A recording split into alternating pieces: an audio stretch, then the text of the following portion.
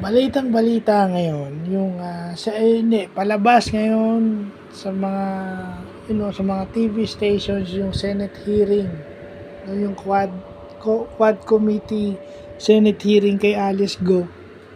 Pero, nakakainis lang dahil harapang niloloko yung ating mga mambabatas, yung ating mga lawmakers nitong Alice Go na 'to na sa tingin ko naman hindi naman talaga Pilipino.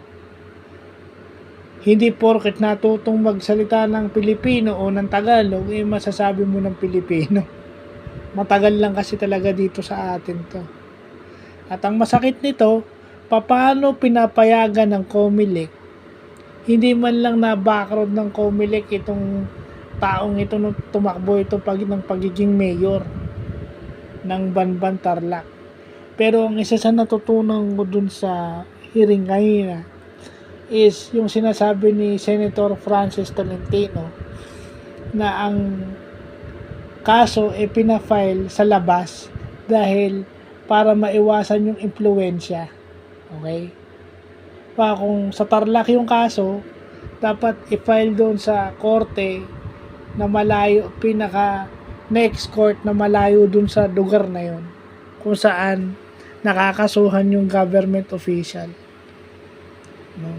Yung ombudsman, no? So usually management wise, minsan kasi pag high profile cases, minsan talagang gusto na natin makasuhan honest mistake siguro yung mga ganun, dahil sa gusto mo nang makasuhan nito si Alice Go, hindi mo na naisip kung saan mo pinail. Pero ang maganda lang dito sa mga Senate hearings, matututo ka about the law and yung procedures nila at yung sinasabi nilang remedial law, yung remedy.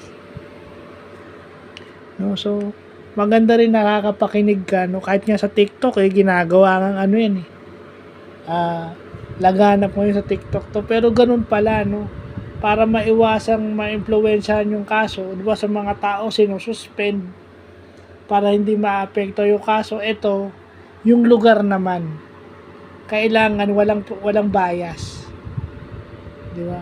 Walang prejudice, ika nga. So, yun lang po.